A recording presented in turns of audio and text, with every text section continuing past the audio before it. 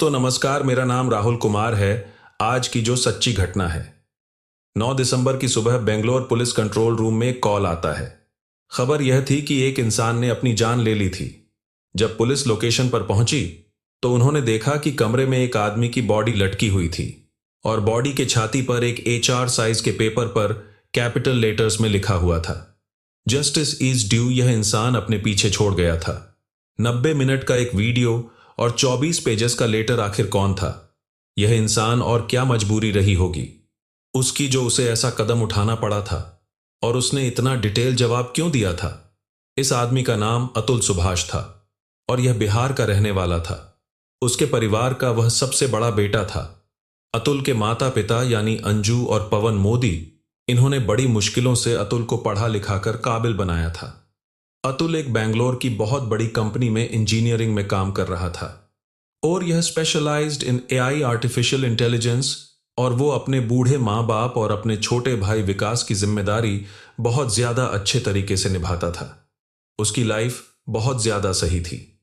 उसकी लाइफ में बस एक ही चीज की कमी थी और वो थी एक लाइफ पार्टनर की। तो इसी चीज के लिए उसने shady.com पर एक प्रोफाइल बनाई थी अपने लिए। उसकी लाइफ का जो मिसिंग पार्ट था वो भी उसे बहुत ज्यादा जल्दी मिलने वाला था, क्योंकि 2018 में अतुल की मुलाकात हुई निकिता सिंघानिया से, जो कि जौनपुर यूपी की रहने वाली थी।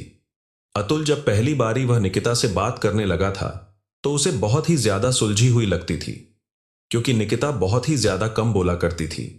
तो अतुल को लगता था कि निकिता बहुत ज्यादा कम बोला करती है, जितनी जरूरत है सिर्फ उतना बोला करती है। बहुत सोच समझकर बोलती है कि यह लड़की बहुत ही ज्यादा समझदार होगी। निकिता बहुत ज्यादा बोलती नहीं थी।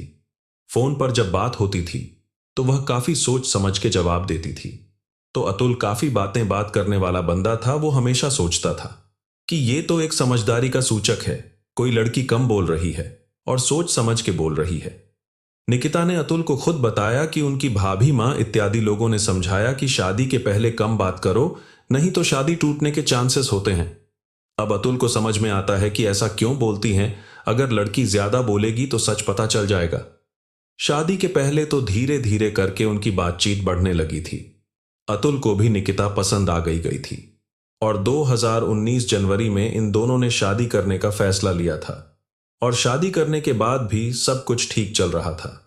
निकिता अभी भी शादी करने के बाद भी थोड़ा कम बातें किया करती थी, लेकिन अतुल को इस चीज से कोई भी प्रॉब्लम नहीं थी। सब कुछ उनकी लाइफ में ठीक ही चल रहा था। काफी ज्यादा टाइम हो गया था उन्हें बातें करते हुए या फिर फोन पे बातें करते हुए, और निकिता अभी भी कम ही बातें करा करती थी उससे, अतुल से। लेकिन उसे इस चीज से कोई भी ज्यादा प्रॉब्लम नहीं थी। और अप्रैल 2019 में ही निकिता और अतुल की शादी हो गई थी, क्योंकि निकिता के पापा की तबीयत अक्सर खराब रहा करती थी।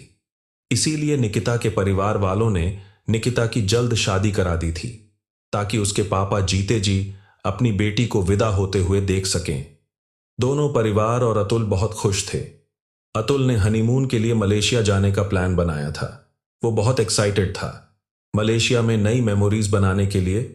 लेकिन जब अतुल अपने हनीमून पर पहुंचा निकिता के साथ, तो उससे निकिता थोड़ी सी अपनी ही बीवी उसे थोड़ी सी डिस्टेंट लगी थी, क्योंकि प्रॉब्लम ये थी कि ना तो वो अतुल से ढंग से बात करा करती थी शादी के बाद भी, और ना ही वह कभी अतुल के साथ कहीं बाहर घूमने जाया करती थी। तो अतुल, निकिता क्या प्रॉब्लम है? तो बार बार वो पूछता रहा निकिता से कि क्या हो गया है, मैंने कुछ करा है या फिर मुझसे कोई गलती हो गई है। लेकिन जब निकिता ने उसे रीजन बताया कि मैं ऐसी ही हूं, तो ये चीजें सुनकर अतुल का दिल टूट गया था। दरअसल निकिता इतनी ज्यादा अलग इसलिए थी क्योंकि निकिता को कभी अतुल से शादी करनी ही नहीं थी। वो तो उसके घर वालों ने उसे बहुत ज्यादा प्रेशर करा था और उसके पापा की तबीयत भी खराब थी। तो इसलिए अपने घर वालों की वजह से उसने अतुल से, क्योंकि वो जॉब करता था, अच्छा खासा बैकग्राउंड था, अच्छा आदमी था, तो इसीलिए निकिता ने अतुल से शादी करी थी। और इस बात को लेके उन दोनों के बीच में, अतुल और निकिता के बीच में बहुत ज्यादा झगड़े हुआ करते थे। लेकिन अतुल ने सोचा कि मैं ऐसे हार नहीं मान सकता हूं। उसने ये चीज सोची कि मैं भी अगर मैं ट्राई करता रहूं, निकिता को दिखाता रहूं कि मैं उसे कितना ज्यादा प्यार करता हूं, मैं उसकी कितनी ज्यादा केयर करता हूं, और उसे भी मेरे प्यार की वैल्यू पता चल जाएगी। तो जब वो दोनों मलेशिया से वापस बेंगलोर आए तो अतुल ने एक्स्ट्रा काम करना शुरू कर दिया। वो हर रोज 13 किलोमीटर अपनी बाइक पर ट्रेवल कर निकिता को उसके ऑफिस ड्रॉप करने के लिए और फिर वापस पिक करने के लिए भी, वो भी बैंगलोर के ट्रैफिक में। बैंगलोर का ट्रैफिक कैसा होता है, तो पहले तो अपनी बीवी को उसके ऑफिस छोड़ना, फिर वापस अपने ऑफिस जाना, फिर शाम को वापस आना। अतुल के जो भी कोशिश थी वो निकिता को फाइनली दिख रहे थे, और निकिता भी अब थोड़ा थोड़ा अतुल को पसंद करने लगी थी, और जल्द ही वो दोनों क्लोज आ गए और निकिता प्रेग्नेंट हो गई थी। लेकिन यहां पे एक चीज नोटिस करने वाली ये है, जब ये सब कुछ हो रहा था, जब अतुल पूरा प्रयास कर रहा था निकिता पर, तब निकिता की नौकरी चले गई थी। अनुशासन संबंधी मुद्दे के कारण की वजह से निकिता को उसकी नौकरी से निकाल दिया गया था। अब निकिता घर पर ही रहती थी और अपना टाइम पास करने के लिए वो या तो अपनी मम्मी से फोन पर बात कर लेती थी या फिर वो पूरा दिन कोरियन ड्रामा देखा करती थी। इस टाइम पर अतुल निकिता का बहुत ध्यान रखता था। वो उसे रेगुलर डॉक्टर चेकअप के लिए ले जाता था और वो उसके लिए मेडिसिन भी लेकर आता था। घर पर एक मेड और कुक थी ताकि निकिता को तकलीफ ना हो। और निकिता की इस समय पर तबीयत थोड़ी सी खराब थी। उसने निकिता का ध्यान रखने के लिए अपनी मम्मी को दिसंबर में बैंगलोर बुला लिया था। वो बस यह चाहता था कि उसकी बीवी और बच्चे को कोई प्रॉब्लम ना हो। और 2021 में निकिता ने एक बेटे को जन्म दिया जिसका नाम व्यम रखा गया था। तो अपने बच्चे के आने के बाद, व्यम के आने के बाद अतुल को लगा कि हमारी जिंदगी में सिर्फ खुशियां ही खुशियां होंगी। लेकिन बेटे के पैदा होने के बाद निकिता का बिहेवियर और भी ज्यादा चेंज हो गया था और उसने अतुल को यह कहा कि मैं अपने बच्चे का ध्यान नहीं रख सकती हूं। दरअसल निकिता कमजोर हो गई थी बच्चा पैदा होने के बाद, लेकिन उसके बाद फर्स्ट लॉकडाउन लग गया था। और जैसे कि आपको पता होगा, बेंगलोर में कोरोना के केसेस बहुत ही ज्यादा हुए थे। उस समय तो ना कोई मेड्स मिल रही थी और ना कोई दुकानें खुली थी। लेकिन निकिता को कोई तकलीफ ना हो, इसीलिए अतुल ने कोई जुगाड़ करके एक लेडी को हेल्प रख लिया था। अब निकिता पूरे दिन सिर्फ आराम करती थी और अपनी मॉम से फोन पर बातें करा करती थी, और अतुल सिर्फ ऑफिस का काम करता था, लेकिन घर का काम भी करता था और वो बच्चे को भी संभालता था। निकिता को देखकर काफी ज्यादा डिप्रेसिंग वाली फीलिंग आ रही थी और उसकी लाइफ भी इतनी ज्यादा अच्छी नहीं चल रही थी। जॉब नहीं थी उसके पास, तो अतुल को लगा कि शायद अगर निकिता वापस काम पे जाए, थोड़ा सा उसका माइंड डाइवर्ट हो, वो वापस काम करे, तो शायद बहुत ज्यादा अच्छा महसूस करे।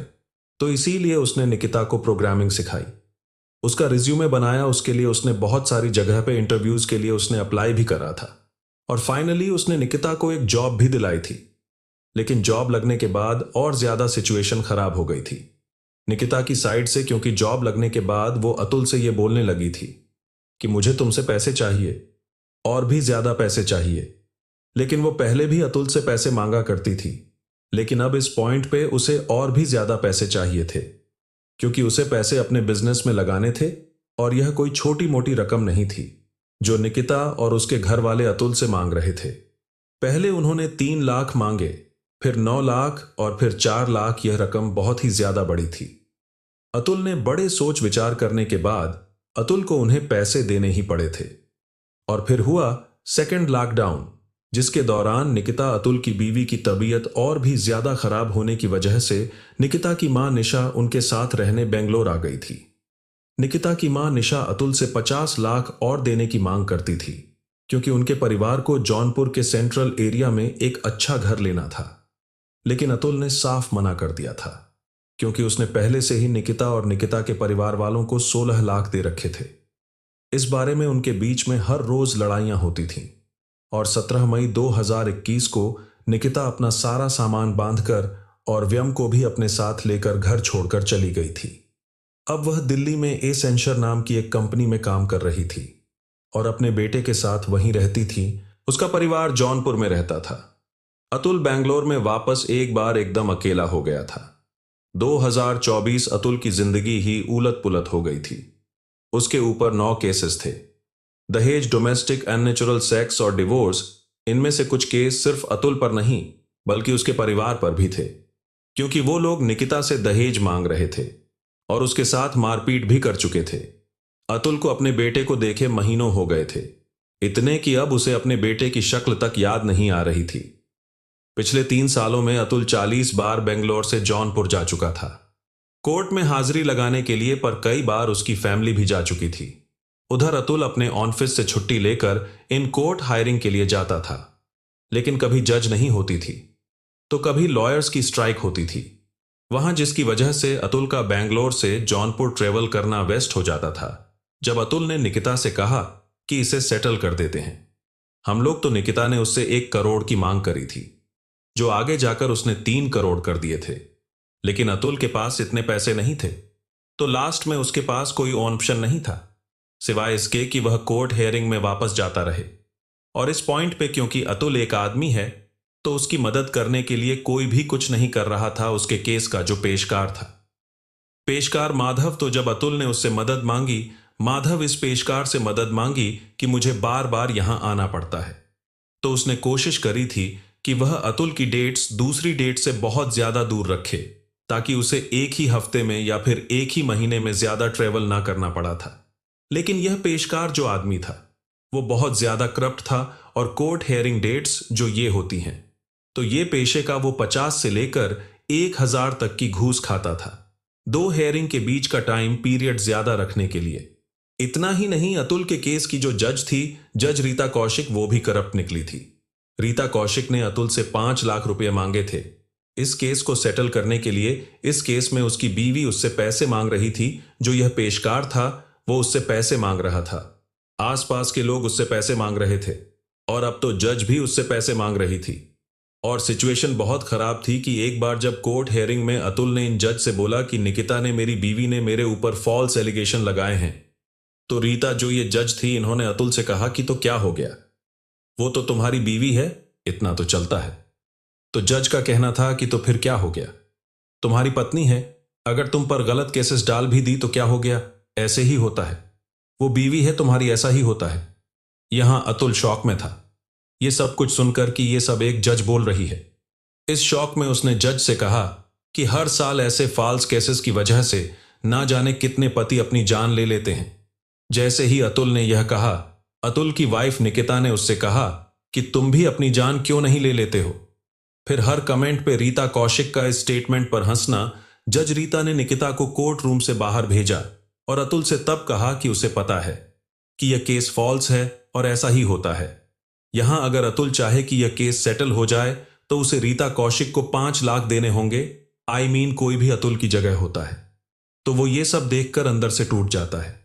एक तरफ उसकी बीवी थी जो उसके ऊपर एक के बाद एक गलत केसेस डाल रही थी, और ना ही बस उसके ऊपर, उसके परिवार के ऊपर भी, और दूसरी तरफ कानून था जो अतुल की मदद करने की बजाय उससे रिश्वत मांग रहा था। इस पॉइंट पर ऐसा लग रहा था कि निकिता की फैमिली को सिर्फ पैसों से लगाव था, और पैसों के लिए वो किसी भी हद तक गिर सकते थे।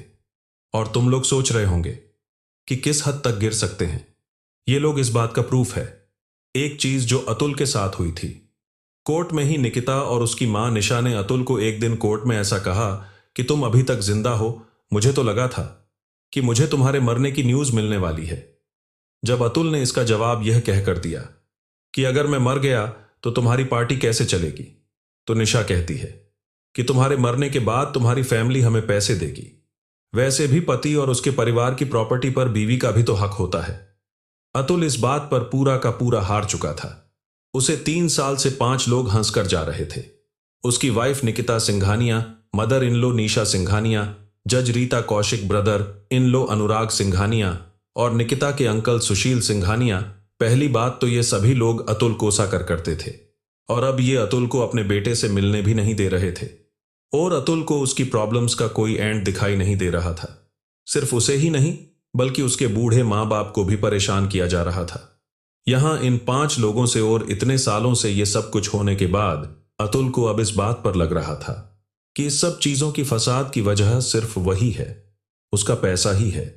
अतुल को ऐसा लग रहा था कि अगर वही जिंदा नहीं रहेगा तो इन लोगों के पास कोई वजह नहीं होगी उसके परिवार को परेशान करने की, या फिर उसके बूढ़े माँ बाप को परेशान करने की, उनसे पैसे मांगने की। और अतुल सुभाष, एक 34 साल का इंजीनियर, 8 दिसंबर को उसने इन सब के चलते हुए अपनी जान ले ली थी। लेकिन वो इतने ज्यादा आसानी से अपने को जाने नहीं देने वाला था। 8 दिसंबर को उसने एक 90 मिनट की वीडियो रिकॉर्ड की जिसमें उसने बड़े कामली अपने आप बीती की स्टोरी बताई थी। एक 24 पेज का लेटर लिखा था जिसमें उसने अपने सारे एविडेंसेस अटैच किए थे। जस्ट टू बैक ही स्टेटमेंट सारे उन लोगों के नाम लिए थे जिनकी वजह से वो यह कदम उठाने वाला था। और उसने रात के 1 बजे अपने भाई को ईमेल किया और अपना यह वीडियो और अपना नोट एक एनजीओ के व्हाट्सएप ग्रुप में भेज दिया था ताकि कभी डिलीट ना हो। अगले दिन 9 दिसंबर को पुलिस को उसके घर पर लाश मिलती थी। उसके चेस्ट पर व्हाइट कलर में कैपिटल लेटर में जस्ट इज डू इट। पूरे इंडिया में अतुल का यह वीडियो वायरल हो गया था क्योंकि पूरे देश में ऐसे कई सारे मर्द थे जो इस सेम सिचुएशन से गुजर रहे थे। आज के दिन तक निशा और अनुराग दोनों ही गायब हैं। वो गुरुवार को अपने जौनपुर वाले घर से भागते हुए दिखाई दिए थे। निकिता 9 दिसंबर से अपने ऑफिस नहीं गई है और वो भी गायब है।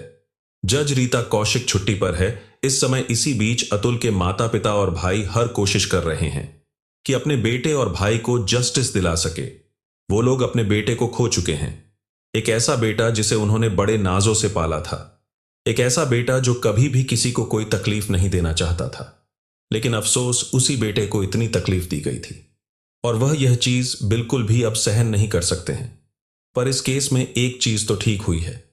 बेंगलुरु पुलिस ने निकिता सिंघानिया को उनकी मॉम और भाई के साथ सुभाष अतुल की मौत के केस में सीधा अरेस्ट कर लिया है।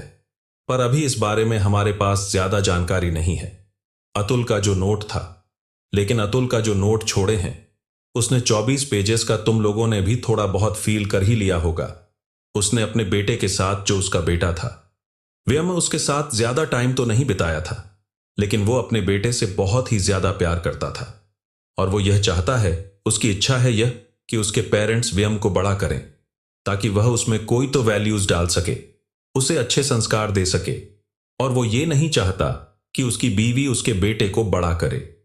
अतुल की आखिरी इच्छाओं में से एक इच्छा यह है कि उसकी अस्थियां तब तक नहीं बहानी चाहिए जब तक उसे इंसाफ नहीं मिल जाता।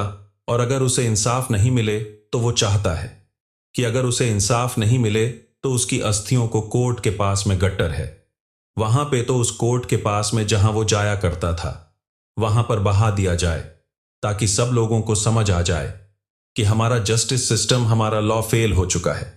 इतनी सारी चीजें, एविडेंस और सब कुछ होने के बाद भी अगर कोर्ट या जज और मेरे बाकी को पनिशमेंट नहीं देती है और बरी कर देती है तो मेरा जो अस्थियों है वही कोर्ट के बाहर किसी गट्टर में बहा देनी चाहिए ताकि मैं यह जान जाऊं, हमेशा हमेशा के लिए मैं ये अपना लेसन सीखता रहा हूं कि इस देश में क्या वैल्यू है एक लाइफ की। रिसेंटली ऐसे बहुत सारे केसेस आ रहे हैं जिसमें गर्लफ्रेंड्स अपने बॉयफ्रेंड पर केस कर देती हैं, वाइफ्स अपने बॉयफ्रेंड पर केस कर देती हैं। बहुत सारे जो एल्डरली कपल है वो लोग भी, उनमें लड़कियां लड़कों पर केस कर देती हैं। एंड इसमें होता क्या है कि 100% तो नहीं बोलूंगा मैं, 99.9 पर 1 पर वो केटन होते हैं जो बच जाते हैं, लेकिन 99.9 पर लड़कों पर ये केस फाइल हो जाते हैं और लड़कियां ये केस जीत जाती हैं। इवन 2 लड़कों की कोई गलती नहीं होती है। इस चीज को हम लोग ये भी बोल सकते हैं कि सिस्टम में ही फ्लो है, लेकिन इस चीज को हम लोग ये भी बोलेंगे कि ज्यादातर टाइम पर लड़कियां सही भी होती हैं, तो इसीलिए लड़कियों को ट्रस्ट करना इजी होता है। और इसी वजह से, सिर्फ इस एक रीजन की वजह से लड़कियां, बहुत सारी लड़कियां इस हमारे सिस्टम का, हमारे लॉ का फायदा उठाती हैं, क्योंकि एक लड़की की आवाज दबी जाती है।